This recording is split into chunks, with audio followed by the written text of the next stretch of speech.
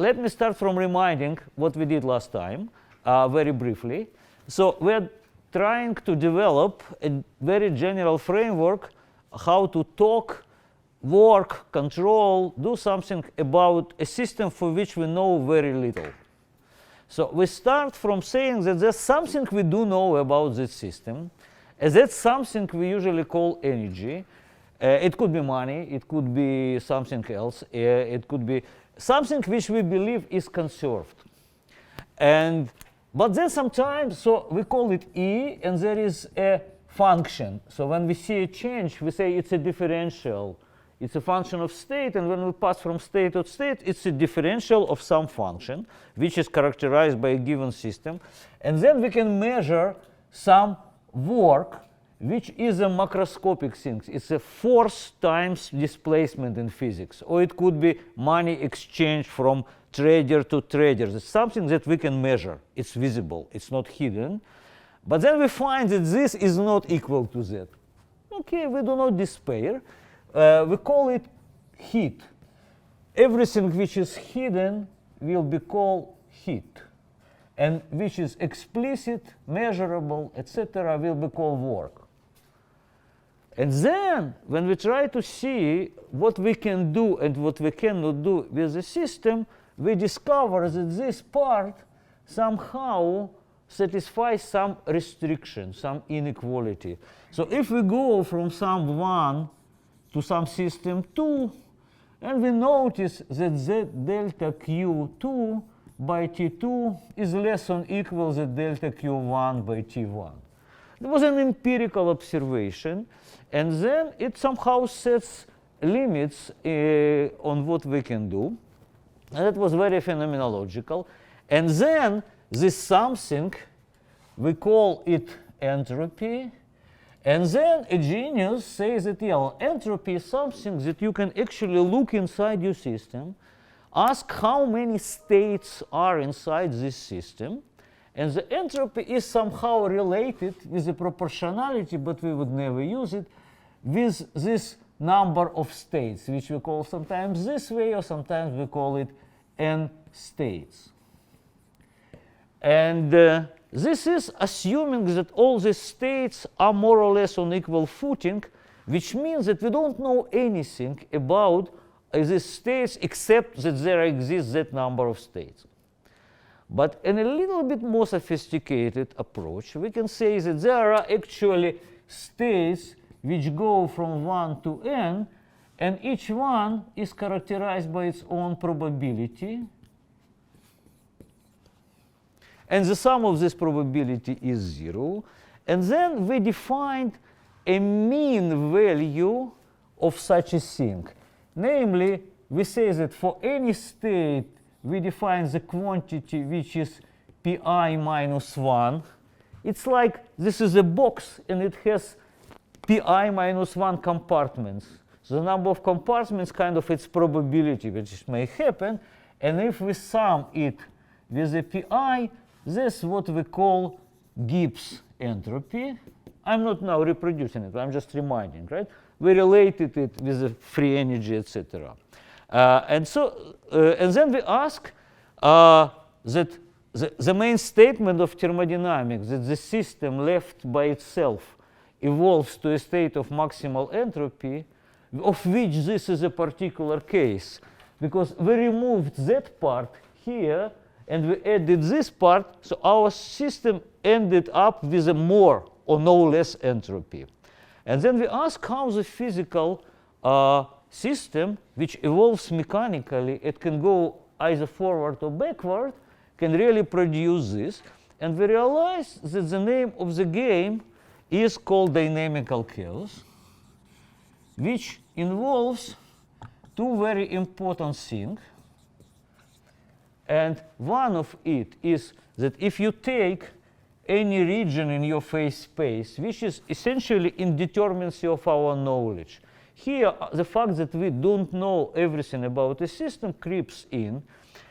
Any generic evolution of it in a reversible Hamiltonian dynamics forward in time after time t will bring it into something like this. The volume will be the same, but it will be stretched in one direction and contracted in another direction. Because we still view it with the same uncertainty, with the same resolution of measurement, we would see this cigar. And the cigar, or this is a phase volume is larger and entropy is larger. If we reverse our time backward, this dynamical evolution would turn expanding directions into contracting, contracting into expanding. That means that it would evolve into something like this.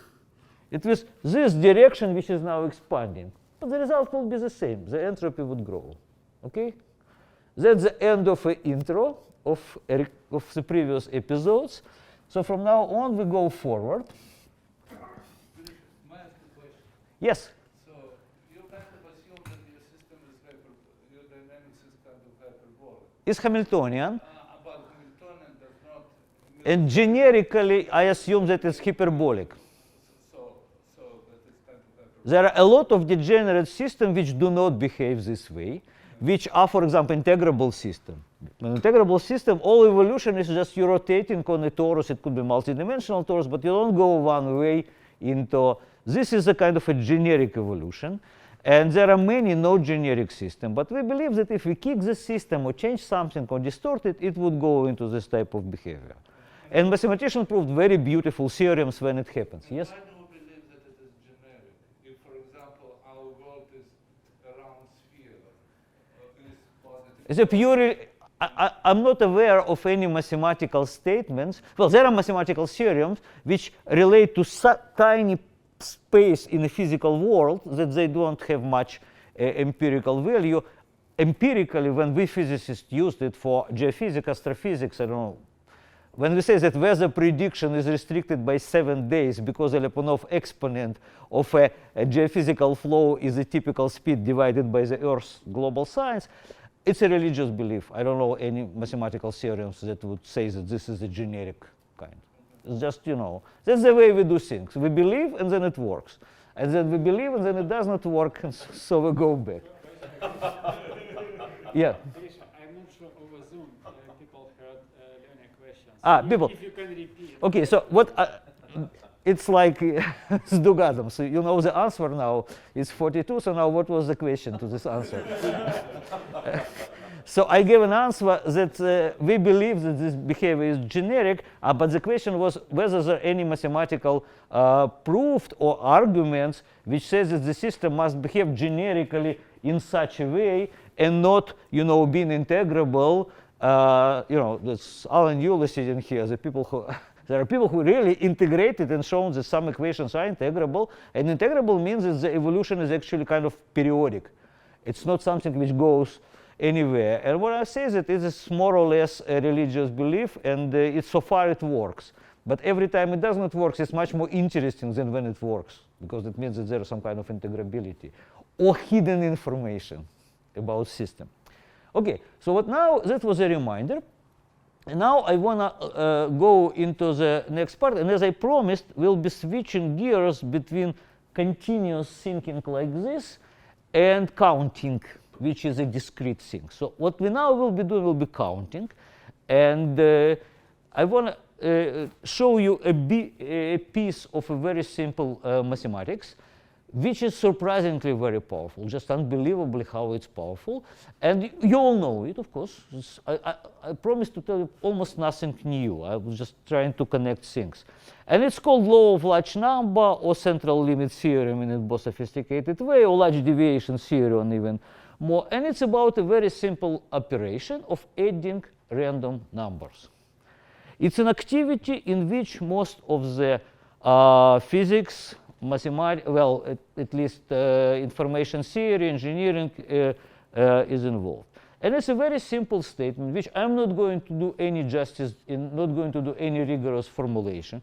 It's just a statement that if you add random numbers, then it's very fast, the sum of random numbers approaches its mean value, exponentially fast. That's the weakest form of the statement. There is a little bit more sophisticated form of the statement, which is called central limit theorem, which says that, but the probability of being deviated a little bit from this mean value is a Gaussian distribution, and blah, blah, blah. And then there is a large deviation theory which tells about what is the probability of even larger. I'm not interested in it. Just a statement that if you add random numbers, this is something which is very fast converges to its mean. Okay? Good. Let's remember it, because this will be the tool that we'll be using in every lecture. So now what I want to ask you about information, something like this, or probability. Let's say that I would get these symbols, let me call it y. So I would get y1, y2, y3, y4, just a string. I know that those are random numbers, let's say, or letters from the alphabet. They are not random in the alphabet, but they were chosen randomly when somebody would send it to me. So I've got a message, a string, a measurement sequence. And I want to ask how probable it is.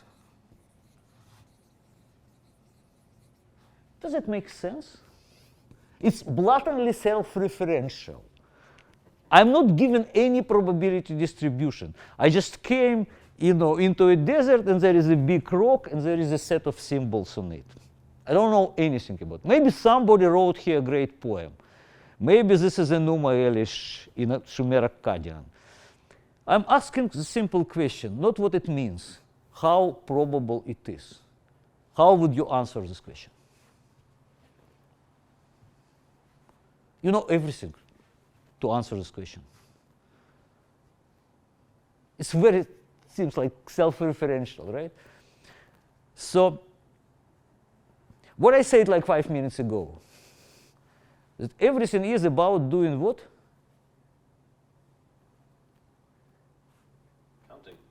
Counting. This on a more but on a more specific level, adding random numbers. So how adding random numbers, you can estimate the probability of this sequence of symbols. They are independent. What it tells us about their probabilities? Exactly. They are multiplied. But we aren't good in multiplying, Now, Pierre did not invent logarithm for us yet, whatever. So we are good in adding. So if we want to add something, then what we would be adding? We will be adding logarithms of probability. Okay? So let me use notation that I would later use. So what we would say that the probability of a given sequence of n letters, right? And I would like to take a logarithm of it. And that will be a sum of the logarithm of p of yi, right? And I would also divide it by n, which means that I am computing a mean value of these quantities. And what the law of large number guarantees me, that this quantity, and for good measure, let's just make it with a minus here and with a minus here. It tells me that if I am adding random numbers, and n is large, namely that my string is long, this must approach exponentially fast the mean value of my logarithm, which is happen to be sum of pi logarithm of pi. Okay, so I sum every one with its own probability, which of course you recognize as a Gibbs entropy, right? So it tells me that this is equal to S of this probability distribution P. But I don't know P. Or I do. First of all, it tells me the probability of this string is exponent of n times a single number. Okay? So the probability of this string, whatever it is, if it's long, it's exponent minus ns. So the only thing I need to know, all this single number, right? How to get it? All I have is the string. And now comes something which is really, this is very simple, and a non-trivial step. And this step was made by unbelievably many people who call it unbelievably many different names. And then it took about maybe half a century. Well, they learn about each other. They were doing the same thing. But I'll give you a terminology which is Shannon terminology, information theory. We assume that the string is typical. That's an assumption. It's not something which is given in this set of numbers.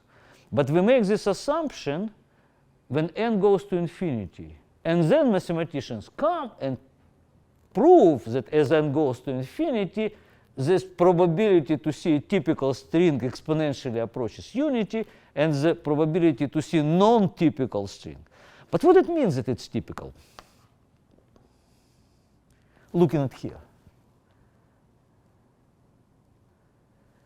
That some symbol yi, when I ask what will be the frequency, let's say what would be the frequency of letter J or of letter A in this alphabetical string, would be pi. That's what typicality means, right? I assume that in my string, the number of times any given symbol appears is already its probability, which means that I can now compute this quantity by this formula, taking this out of a string. That simple. It's not trivial, but it's very simple, and this is the main instrument of information theory. Whatever you do, you essentially, and you will see over and over how we'll be doing this argument about typical strings. Okay? So what it tells us, that probability of any typical string, absolutely independent of whatever it is. No, there are different strings. There are exponentially many of them, because the probability of any string is exponentially small. But they all have the same probability given by a given number. And there is a beautiful way by which I remember this statement, and I'll write this. It tells you almost all events have almost the same probability, or almost equally probable. Of course, in these two almost, it's a field of beautiful mathematics, very, very non-trivial. Okay? But the moment you are a physicist or engineer or biologist or economist, that's what we'll do. Okay? So you take a string, a set of data or whatever, you treat it as a typical string, and that is its probability. And now it tells you what is the entropy. Entropy is the rate. How fast with n decays the probability of saving n string, or number of strings, number of typical strings is, of course, exponent ns.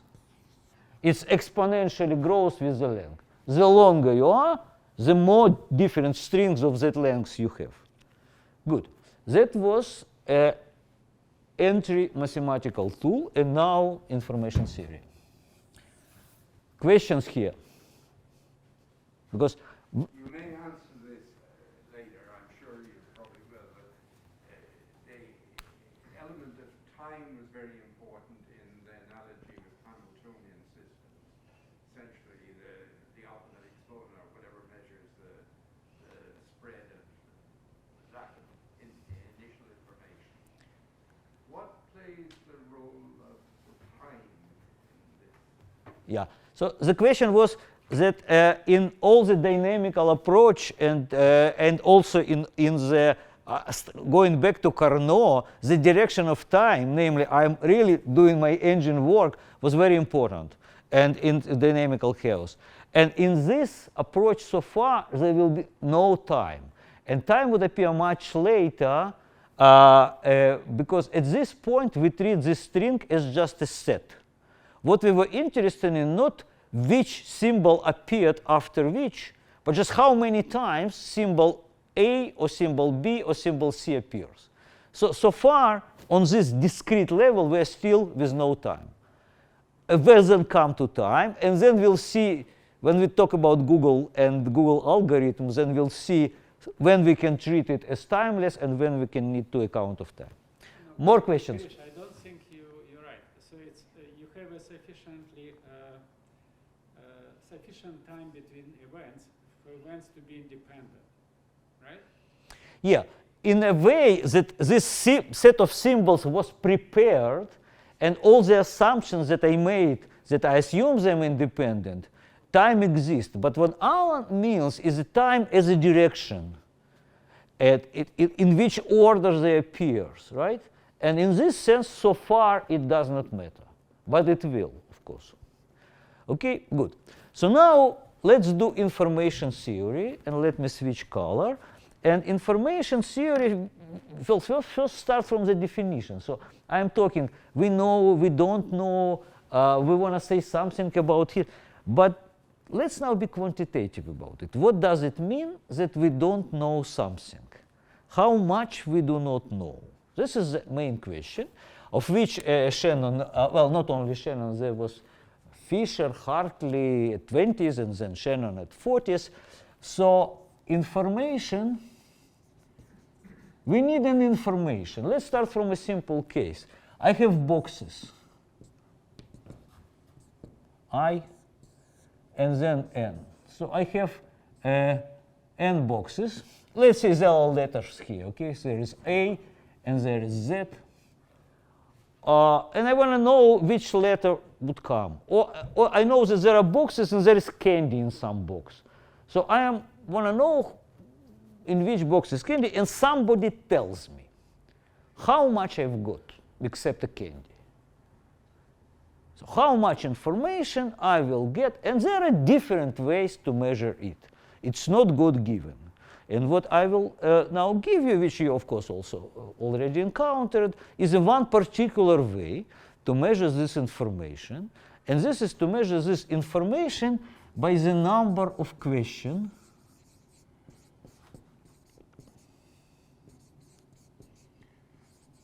this is something very, very easily countable, right? But of course, there are different questions, right? There are questions which you come to an intersection, for example, and you ask which way, right? And, well, in most intersections in America, there are usually three ways. I mean, you came from here. There are usually three ways to go. Or you come to a fork, and you ask which way, and there are usually two ways to go, right? So there are questions for which you can have choice of 3, or choice of 2, or choice of 22, whatever. Oh, most important questions in life, of course, are yes, no question. And we start from it, like, you love me. There are two answers, yes or no, right? And usually we get something like, well, it's complicated. but let's assume that we ask yes, no questions, which means that how many questions we need to ask about this sequence of boxes to get our candy, to localize it. If we ask questions which are yes, no questions, how would you go about it? It's like 20 questions, isn't it? Huh? It's like 20 questions. I mean, the way of asking, what kind of question we ask? Is it an odd number box or an even number Yeah, box? which we'll be asking questions which divide our set of boxes into two parts. For example, a question could be even or odd. Or we may say that we divide it by 2, and we say right or left. Every such question diminishes uncertainty twice, right? After I've got the answer, I have twice less boxes to choose. Then what is the number of questions that led me to get to a finite box if this is, let me call it small n, to distinguish it from this capital N. So if this is n, what would be the number of questions to localize a given box? it will be log by 2 of n, right? If I will be going and there will be n forks, again, every time I will be giving, this choice between 2, right? So let's call it S. And it apparently satisfies any natural requirements that we would impose. First of all, when n equal to unity, it's 0. It's reassuring. It's a sanity check, right?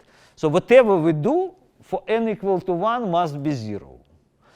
It's monotonically growing with n. Okay? If every box out of this have m compartments, and I want to know in which compartment it is, so this is S of n. But if I'm interested in S of m times n, right, it must be additive. It must be information about a box plus information about compartment inside the box, right? Makes sense. Okay? So this logarithmic function, of course, it was not invented by Shannon. Shannon did much, much better. It was actually probably Fisher at 24 and Hartley at 25, but not in a kind of already in a completely cooked framework. So this is kind of very simple. And this is a measure, and as Shannon said, that the information is a decrease in uncertainty. Okay? And of course, nobody says that it is integer now.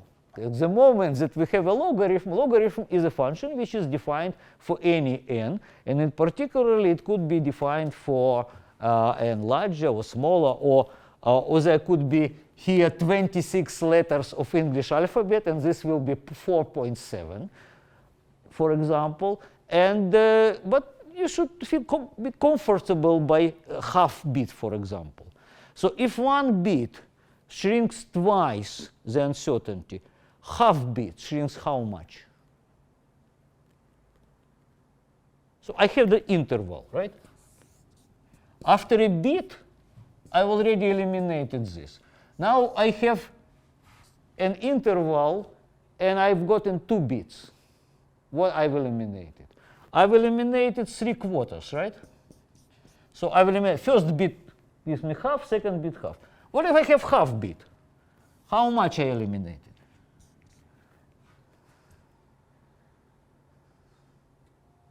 What fraction I need to? Let's stick here, because this is really, we need to kind of understand. So what we say is that the fractions that I've shrunk is 2 in the power minus s bits, right? So 1 bit twice, 2 bits 4 times, half bit. Yes, great. So it's 0.7, which would be, okay? So that would be half bit, okay? It is that simple, but it is that kind of, not completely trivial. So this is an idea of a bit. Just to let you relax for a minute, I'll tell you a story about a PhD student who invented this. This was invented by a PhD student, the whole idea.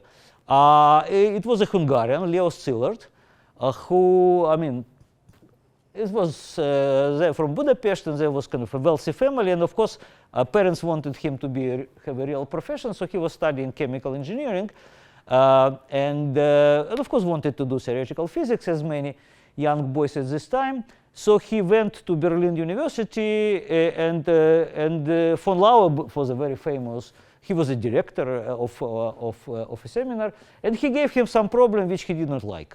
So he started to think about problem which he did like, but was kind of hesitant to go to his advisor and tell him a solution of a problem. It took him 2 weeks, for which it was not given to him. So he found a younger professor who looked like more friendly and just recently arrived. His name was Albert Einstein.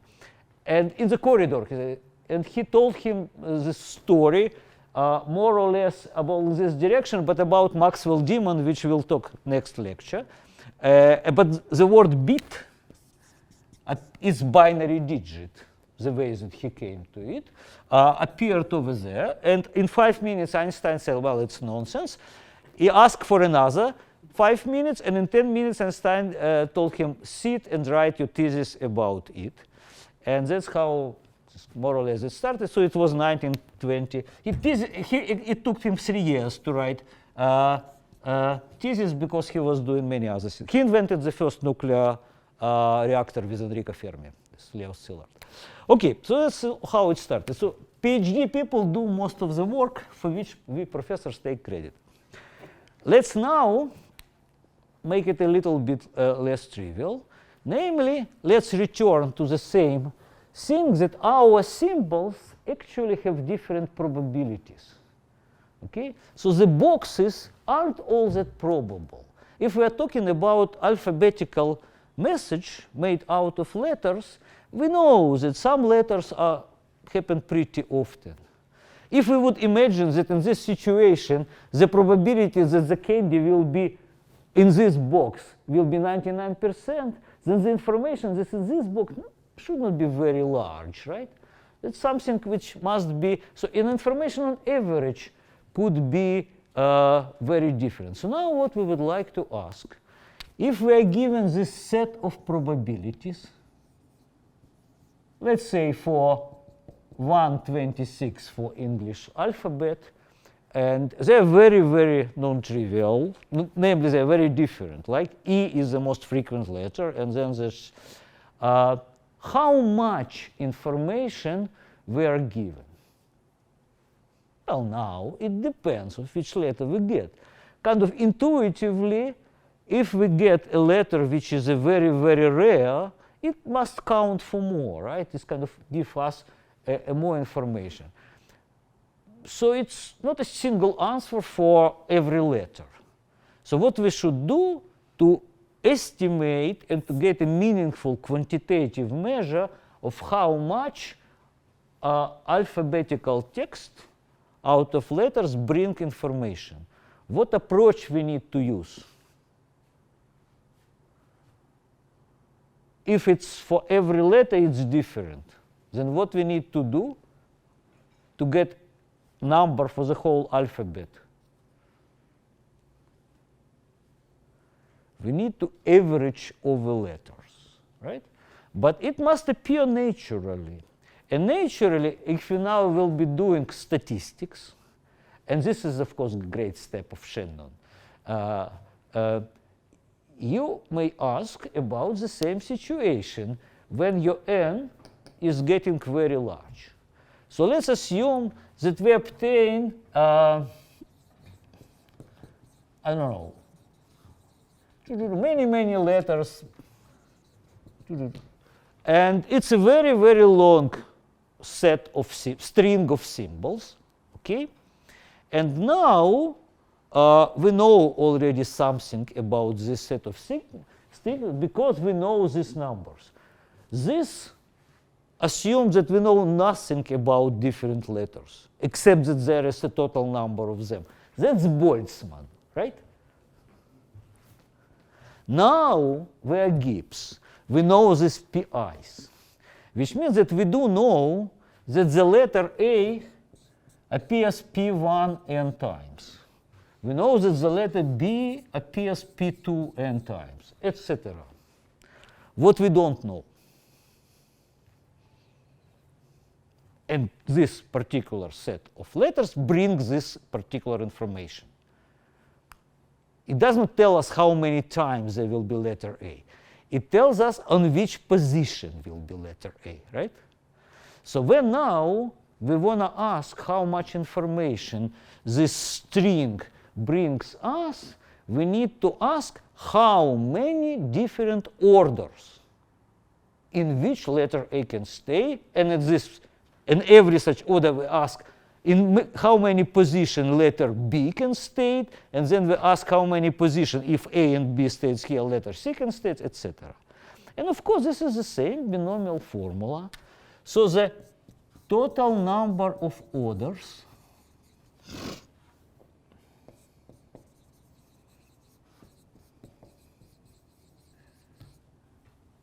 it's a binomial number, how out of n we take p1n, p2n, pnn, okay? So n small is the number of letters in the alphabet, n large is the total length of the string, okay?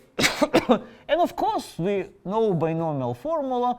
This is p1 n factorial, p2 n factorial, pn n factorial.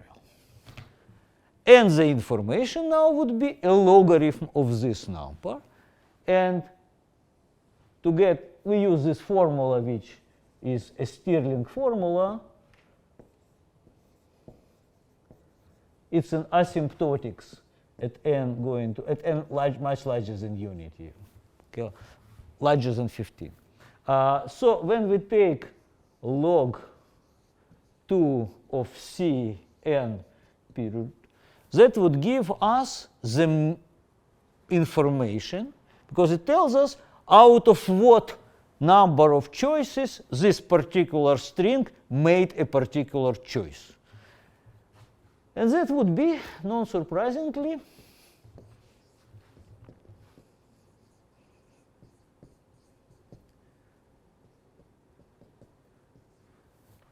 it's a very simple derivation. You just take this formula, take a logarithm, and substitute this formula. Do it. Okay? It's something which is, despite sheer triviality, I mean, it's kind of meditation. It lets you.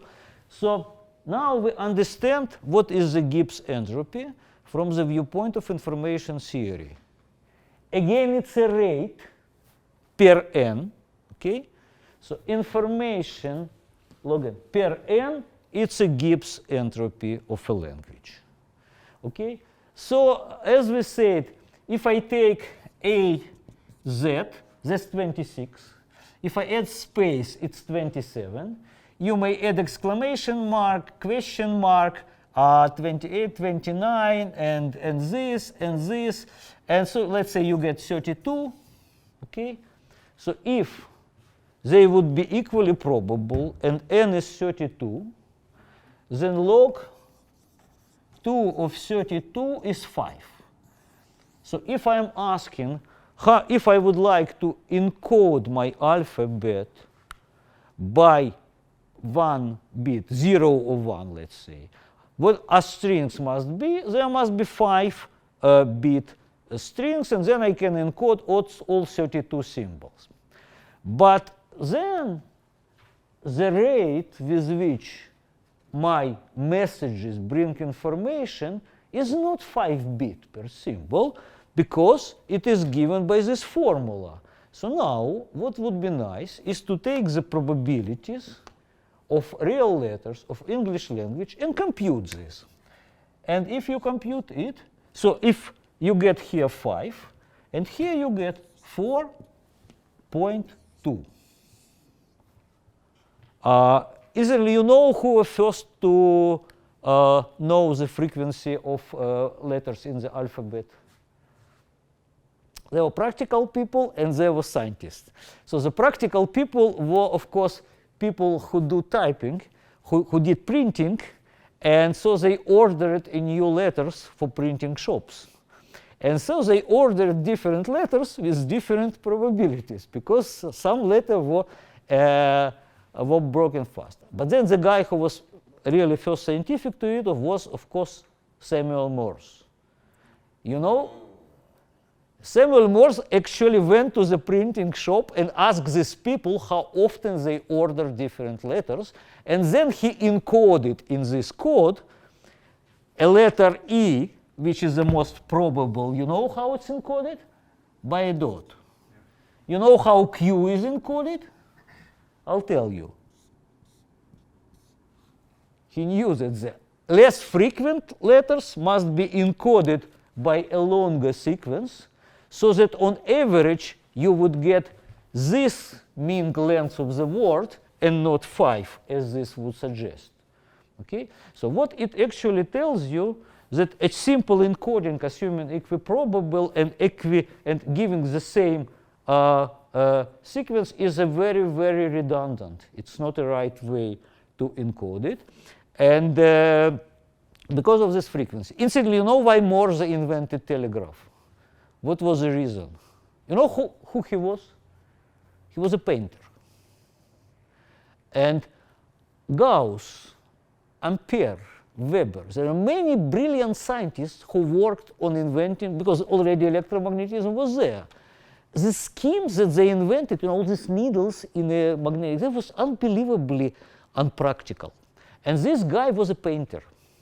And he was painting a portrait of Lafayette, by the way, down in the south. But he was Samuel Morse. He was, of course, Puritan from Boston.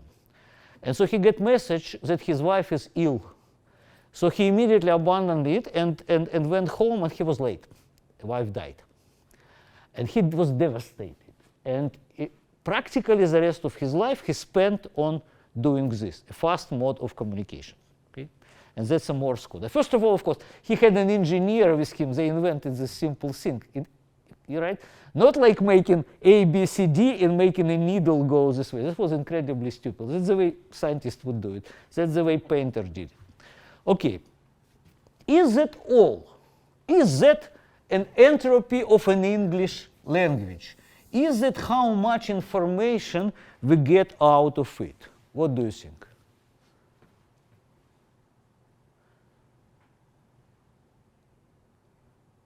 Because how much information we receive very much depends on how much we already know.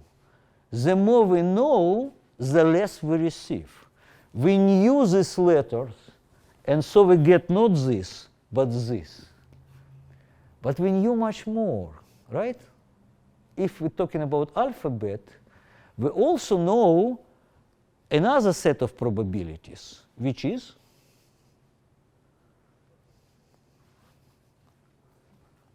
for example, in English lesson, I know it because I learned it when I was pretty old, because it's not my first language. Yes? Is it the probability that letters appear sequentially, or like one after the other? Excellent, exactly. So I don't know if people in the Zoom. So the idea was that we not only know the probability of a given letter, we know the conditional probability of one letter appearing after another.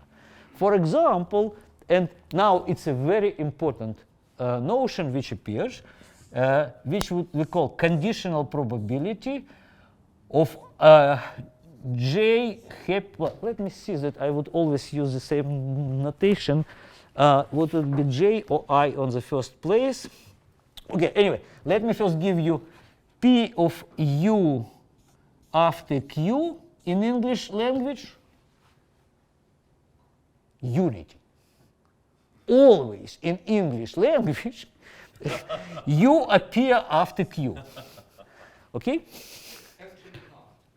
Yeah, probably there must be some exception where there is some. Everybody who ever plays Scrabble knows that. Yeah, okay. Which is that word, Lenny? Which is that word? QAT. There are some. Ah, yeah. Well, there is a lot of abbreviations that actually turn into words, but there is, yeah, quad, yeah. Yeah. But of course, this is something which is a heavy heritage of Latin, but kind of in normally this is a very close to unity, which tells you that there is a lot of things which we would call a conditional probability of P of J, of letter number J appearing after letter of number I. It could be 0, some combination, so it could be very close to unity.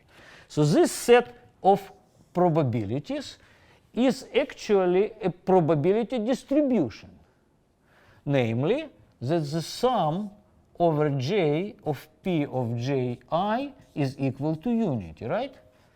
So some letter appear after I. It could be a space, for example, also, right? So if I sum over all J, this is a unity. So it's a decent probability distribution for every I. But treated as something which depends on two symbols, it's a matrix, right? So it's a matrix, and sometimes people call it P Ij. It's not a symmetric matrix. Not whatsoever. This Q, this is you cannot make it. other way around. But this matrix is something different from this vector, right? It's an extra information, or somehow they aren't independent. What do you think? So we have a vector of probabilities, how often every letter appears in the alphabet, and have a matrix of transitional probability or conditional probability. Are they independent? No, apparently not. How are they dependent, and which one contains, well, there could be two relations between them. They are independent, or partially dependent, or one is inside another, or one follows from another. And as in every course that I teach, I always recommend to answer immediately without thinking. Okay? If you're shy and don't want to say it aloud, just say it inside you. So what is your feeling must be right, and then start thinking. Okay? Yes. So who was for this, and for this? Who was for this? They are dependent. Could it be that they have a partially overlapping information, or one close from another? So what is this? Or you're for this? Good. So you're for this. Well, indeed, of course, this vector must be a stationary distribution, namely that if I take this P as a vector, it must be the same P as a vector times this matrix P, let's call it this P matrix, okay? Or Pi is Pi Pij over J. So it's an eigen vector with the eigenvalue unity. So it completely follows from the transitional probability. Of course, if it's a long, we assume that it's a long string, and indeed, as we go along it, we make this transitional probability many, many times, and the probability distribution of letters. On the last lecture, we talked how Sergey Brin and Larry Page made their first $1 billion out of this simple formula. Well, there was a little bit else, but this formula played a very important role in the market. So now we may ask, apparently, this quantity contains more information, and the knowledge of it must bring our entropy of an English language higher, lower or higher.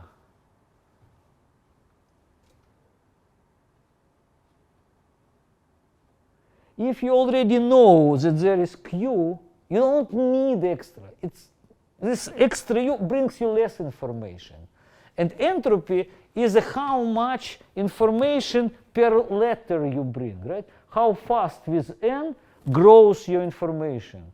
Out of how many typical sequences you choose. There are less typical sequences that we think, because some are very improbable because of this rule. So this must go down. How much? How to quantify it? And here is the last most important quantity appears, which then we will be using.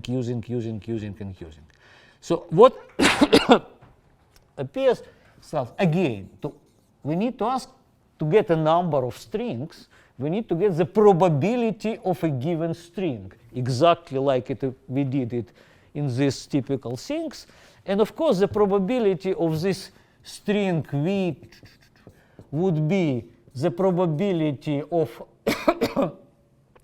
let's say, 1 plus, and then it would be sum from k equal to 2 to n all the way, like the logarithm. Well, again, so let me do the logarithms, of course.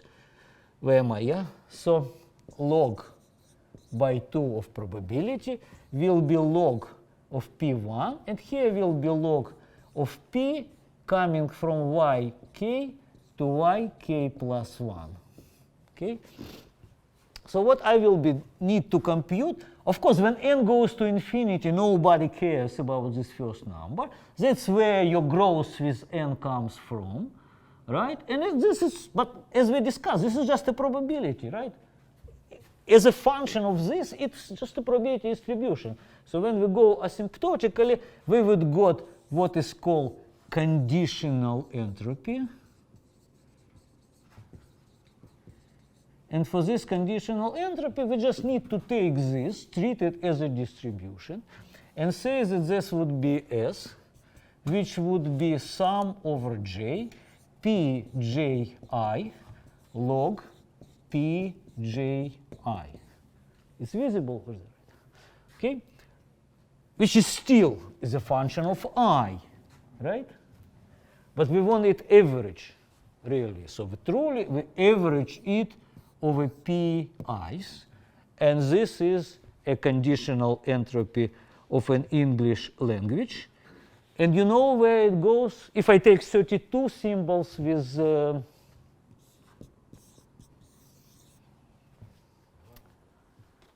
almost 3 times. Shannon did more.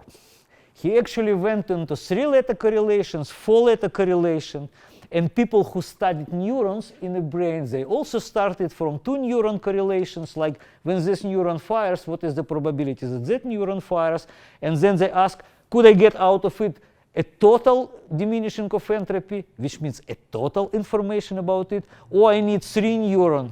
I mean, we don't think in 2 neuron sequences. We see in a very, very complicated bunch of neurons. It's surprisingly how little is actually in a 4, 5, 6 neuron correlations, very little.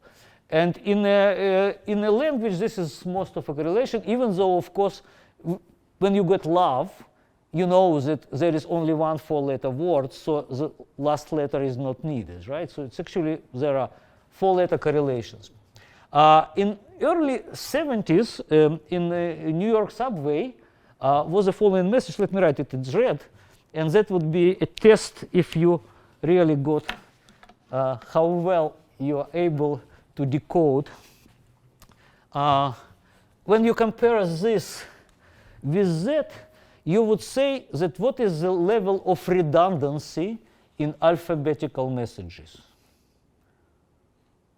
Redundancy means that if all your letters would be, that you would need to encode by 5-letter words, or that would be a rate with which you get information. You're now actually getting much less information of the string of letters, almost 3 times less. Okay? That's a redundancy of alphabetical messages.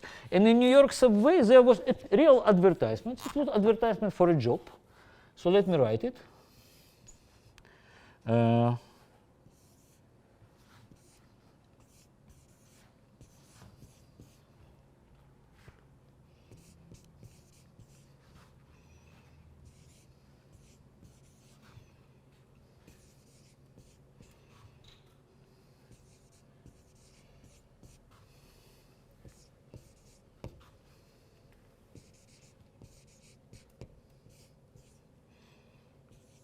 And exclamation mark. Could you read it? Just do it aloud. If you can read this, you can get a good job, just W, with pay. What was this? Advertisement for which kind of work? Secretarial. That was a. There is actually a beautiful poem which uses this as a part of it. It's, you know, this part of 70s culture in New York. So this was a real advertisement in big letters in New York subway, which was, and you know, back then this was a very high pay, well, relatively high paid job. But for a person who can really understand that the redundancy of English language is 3. So you can eliminate 2/3 of letters and you can get the message, okay? And this is the fact that this is a consequence of this number, right? In comparison with that one, okay? So I'll stop mathematics at this point. Maybe I just couple of, you know, musings about it. Alphabet is a strange thing, right? As we give meanings in words, right? And of course, all first systems of writings were logographic, means one meaning, one symbol. That was hieroglyphs and cuneiform and all these people on clay tablets, on the papyrus, they use logograms. And that happened only once in history. All alphabets appeared out of the same, just development of the same alphabet. And this was a very strange thing, that people started to communicate meaning in writing, actually mimicking way we convey meaning by speaking. It's a very, very non-trivial idea. And it's very strange. And first of all, it needs you to hear. It probably irreversibly changed the way that we hear, and also, of course, understand, etc. The first alphabet was Semitic, and there were still arguments, and we kind of pushing in history further and further it's back. But now it seems that there were Semitic people in Egypt who actually did them, and apparently not an elite. So as we are, overeducated university elite, we think that what we are doing is the most important thing. And there were probably some mercenaries or some other people who were kind of invented a simplified form of communication, because it's a hugely democratizing invention. If you use logographic script, every person who writes and reads need to know several thousand symbols at least. Here you need to know 20-something. It's, a step in democratization of information transfer was just unbelievable, right? And it's not quite clear where linguists define phoneme as an acoustic unit, a smallest acoustic unit, if it changes meaning. And they still argue very much about how many phonemes are in different languages, but usually tens, like 40. So it may be related to this. And of course, it developed gradually, very gradually. It was a syllable writing, etc. But this is something which is a genius. And another absolutely fantastic thing in encoding was, of course, about numbers. What is the system? Well, first of all, how you want to convey numbers. You can invent in a logographic way a symbol for every number, right? Like 1 would be this, and 2 will be that, and 3 will be that. It's possible. Or you can say, no, I don't want 1,000 symbols. I want one symbol. I want one symbol, and which is very natural, and people did it since time immemorial. That will be your only symbol. So your number 5 will be just 5 symbols. Then if you need to convey a letter n, you would need n symbols. And then some genius invented a positional system. Okay? So when we write 2022 year, that's a positional thing, right? How many, if I would have a number which is n, how many symbols on average I would need to convey this number? Would it grow linearly with n for large n? It would be logarithmically, because again, I would be saying how many hundreds, how many thousands, how many tens. This is my way of separating. So there will be log of this n. But of course, the most important, unbelievable, and which is probably you can appreciate more than many other people, is that this is already algorithmical encoding. It's something which involves algorithm, because it tells you 2 times 1,000 plus 0 times 100 plus 2 times 10 plus 2.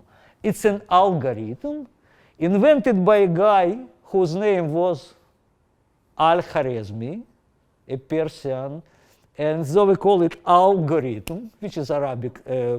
And the importance of it is that, of course, it uses the same idea of a log and divided it, but it also already something which involves operation of decoding it, right? So alphabet and positional numerical system probably is the greatest. Maybe your generation maybe invent new systems of encoding. Well, this nature invented genetic code, but we did these two things, and this probably greatest in it. Questions? Alan.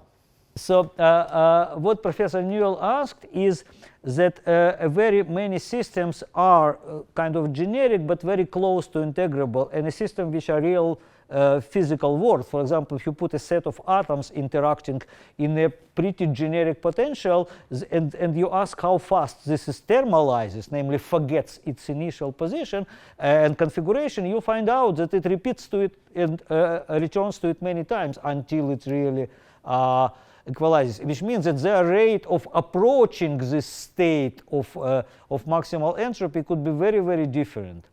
A little bit, now I'm answering now, I'm distorting your question and start. So we'll talk a little bit about it next lecture when we talk about the ways that you really go into it. So from the viewpoint of information theory, the question is how fast you forget the information. Integrable system means that you do not forget integrals of motion. They are integrals of motion, right? So essentially, you live in this world in which you forget something and then something you don't forget. And there still could be a hole in the wall through which slowly this information leaks. So you need to have this hierarchy of forgetting. But on this language, it's forgetting. And we'll talk about it a little bit. There was another question. Look, I can compare it with Russian, and of course, you know, Russian people, particularly in America, are very much obsessed about. Russian is a young language relatively to American. An average dictionary, I mean, good professional dictionary of America is 1 million words. Russian will be 10 times less. And then the entropy is a little bit higher, in the sense that the entropy is lower when the language already contains a very rich system of intercorrelations. But surprisingly, it's they on the same ballpark. It's, I mean, you have like 70% or 65, but not that it's. So language, alphabet, because alphabet is something which is. What about